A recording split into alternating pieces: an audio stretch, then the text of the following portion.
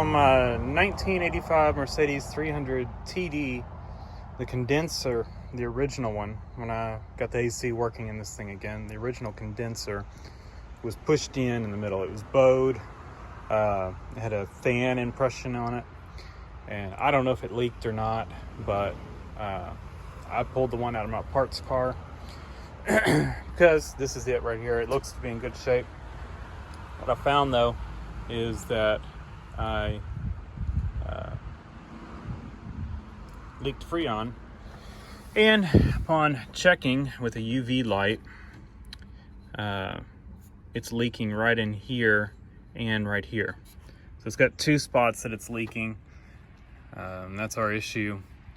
What do we do at this point? Do we use our bent one that's got the fan impression? Do we try to find another one, junkyard or whatever? Or what I did is I bought a parallel flow condenser designed for this. And I'll show that to you. What we got here is a parallel flow condenser designed for a W123. And this is from Klimt Design Works. They do all kinds of AC stuff for these older Mercedes. And this is not a cheap condenser, but it's not, to be honest, I wouldn't consider it outrageous for a condenser. I mean, I think it was $279, which even stock, I found a stock replacement, you know, not parallel flow, you know, exactly like the one came off of my car, brand new, and it's $300. So this was cheaper than that. It comes silver, so I painted it, at least the spots that are visible, painted it black. They even say on their website it can be painted black. And that's just so, you know, when you're looking through the grill on this car, you don't see shiny silver, you know, it's just black through the grill. Just cosmetics. So waiting for this to cool down, but this is what we're gonna put on.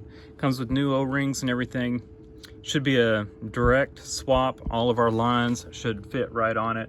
It's really well made. It's, you know, it mounts up exactly like the old one. So to me, as far as upgrades for AC on a W123, this is probably the best thing you can do. Now, this would allow you to run R124 Freon, but I'll probably still run EnviroSafe just because that's what I've got in, what I was running in it anyway. I don't know, I haven't decided yet, but I'll probably run EnviroSafe. I think it'll cool a little better than 134, but this condenser is so much more efficient than the original condenser that came on the car. There's just so much more so much more, I say cooling capacity, but it's so much, it gets rid of heat much more efficiently and much better than the original condenser on the car. So this is a huge upgrade, and since we've got a wagon, a lot of interior space, I want the best cooling thing possible. So that's why we're doing this. So I'm gonna go through, I'm gonna have to pull the radiator and swap this out. I'll show you my old condenser and why I'm not reusing it, the one that came on the car. So when I got the car, it was out of refrigerant. You know, AC was not working. You can see this thing is bowed, especially right in the middle. Its fins are pushed in. This was just not something I wanted to, you know, mess with. So that's why we're not reusing it. Chances are it probably leaks. So not gonna use that. We're going with this. All right, I'll give you a quick overview on how you're gonna get your condenser out. It's a little difficult, just not a lot of room. can't remember if I took the fan off to do it before. We're going to try leaving the fan on to do it, but you definitely have to remove the radiator. I don't know if you could get it out the front. I doubt you can.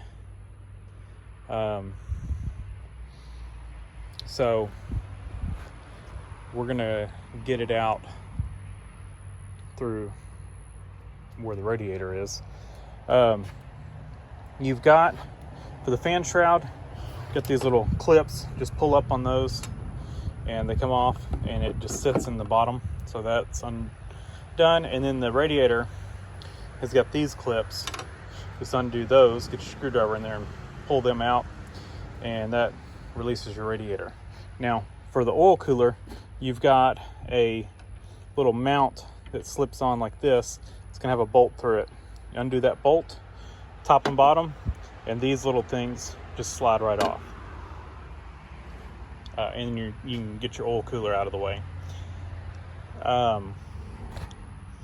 You're gonna have to undo this little shroud thing here so you can get to your bolts. There's a screw right here, and then push fasteners over here. You pull those off, and then you can get that plastic piece out. You'll have a bolt here, a bolt here, a bolt here, and a bolt here, and that's what holds the condenser in. It's held in those 4 spots. You've got your 2 lines right here. You have to undo these, and then try to get this thing out of here. It's going to be a little bit difficult. Like I said, we may have to take the fan out. I don't recall if I had the fan off when I did this before, but I think I did. But we're going to try to do it without removing the fan. But worst case scenario, we'll remove the fan. You've got your coolant hoses, of course, on your radiator, top one. Then your little overflow. Undo that one. And then you've got 2 at the bottom, one that goes to the tank, a smaller one, and then your bottom radiator hose. So 2 radiator hoses on the bottom and 2 on the top. Then you have, if you've got an automatic that you're doing this on, most likely you probably are, you've got your trans cooler lines. You're gonna have to undo those from the radiator. And I can show you those. They are right there. So you're going to take those off, and then that's where the bottom of the fan shroud sits in. So it just sits in those slots. And then there's our 2 bottom radiator hoses. So I drained my coolant into a container, and we can now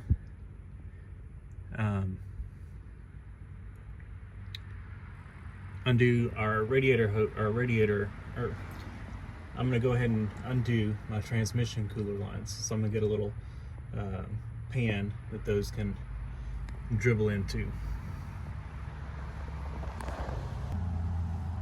And that's the bolt I was talking about on the oil cooler. So I'm going to take that out, and that holds it to the radiator. And that little bracket just slips into the radiator. So we're going to undo that. I had already undone the top one. All right, radiator is out, fan shroud's out. Just pick the fan shroud up and put it inset it into the fan as much as you can, and you can pull the radiator out. It just pulls out of these bottom rubber mounts, and I've got a pan catching transmission fluid, can in a little bucket or whatever. So we are now at the point where we can start undoing the condenser. I've already undone the top bolts, and I figured I'd come show y'all before I continued further. I just got to take these 2 bottom ones out, and it's ready to come out. I've undone the lines over here. What I find helpful, I think I put a 18 and a 19 or a 17, I don't know, 17, 18 or 19 on the smaller one. One on the wrench, or one on the line side and the other on the condenser side. And then the top on the condenser side is like 1 1/16 inch. And then on the line side, I used an adjustable wrench because it's shorter than any of the larger wrenches I have. To be honest, these are so, you can probably use an adjustable wrench in all of these, because I mean, you don't torque them super tight, so they shouldn't be that hard to undo. So as long as you get your adjustable wrench on there, get a snug fit, you know, you shouldn't have any problems with like rounding it off or anything like that. And my smaller adjustable wrench wouldn't fit on it, so I had to get that larger one. This is a 10-inch. So those 2 bolts, I already had started undoing that one, then I remembered I had to take my lines off. So I'm gonna take both of those off, and then I'm gonna try to snake this thing out of here. And it's in. So did adjust on these brackets a little bit. I had to drop them down, and that was just because it was sitting a little high to get these started. So just drop those down, and dropped this one down a little bit. Dropped that one down a little bit and went up with that one, and that was just because the condenser was not sitting level, and so I just kind of leveled it up just by eyeball, but it was slanting down, so again, just visual. Then I went ahead and bent those lines a little bit. Now they were going straight out, and I just kind of tried to get them to match the way this one was, the curvature of them, which is just curving in, and so just slightly, I mean, it's aluminum, so it bends real easy, so just being real gentle, not to kink it anywhere, but just gently sloping it. And I bent that bracket just a little bit as well, so it could be more of a gradual slope or a gradual bend, and not just a straight out and bend over. So now, and then I went up slightly with it as well. So now the lines are right about perfect. So our bottom one is going to clear. We've got plenty of room to get it in and clear the clear this right here. And I know y'all are looking upside down, sorry about that, but we should be good. It's in. I mean, it fit pretty well. It was just minor little tweaks to get it in. No complaints here whatsoever. So just be aware that you may have to do some fine tweaking.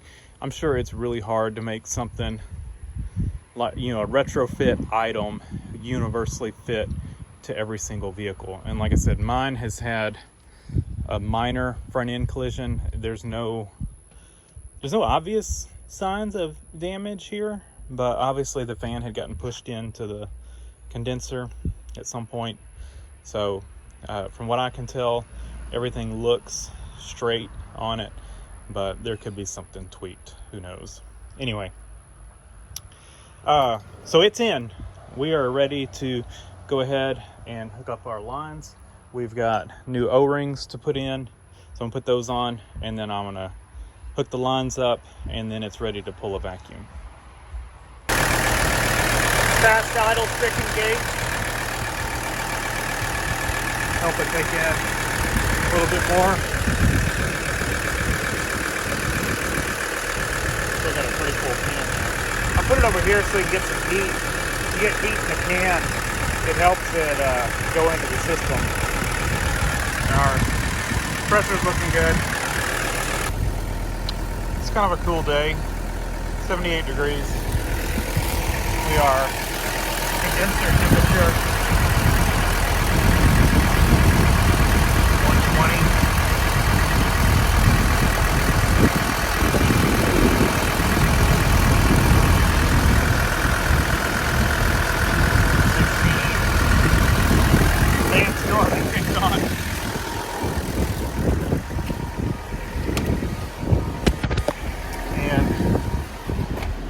Freezing in here.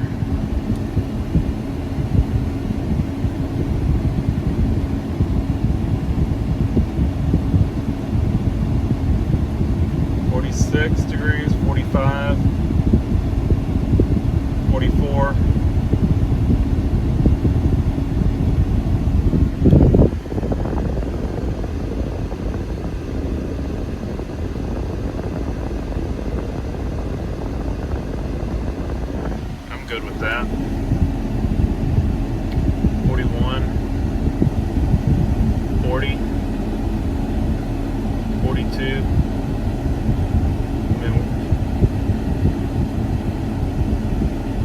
And I'd like to, there we go, we're in the 30s. 39 degrees. 38.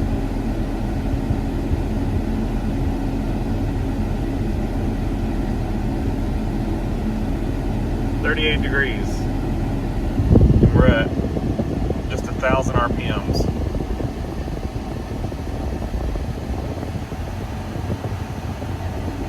Sitting still. With no condenser fan on. 37. Giving it some throttle now. 36.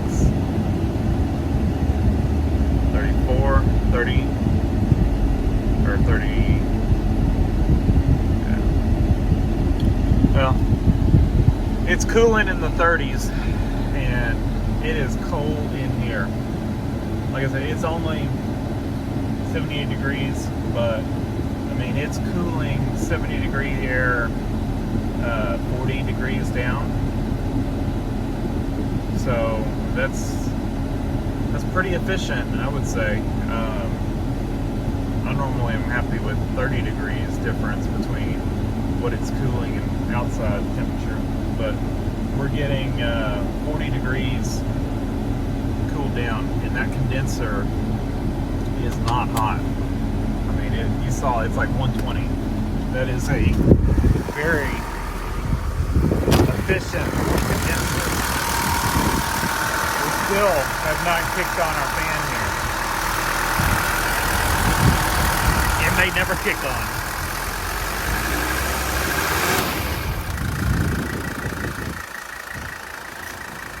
I am thrilled. This is definitely the best upgrade for the AC on one of these cars. I mean, by far. And I prefer the EnviroSafe. You could run R134 with this condenser if you wanted to. I just prefer the EnviroSafe over 134. So, your choice.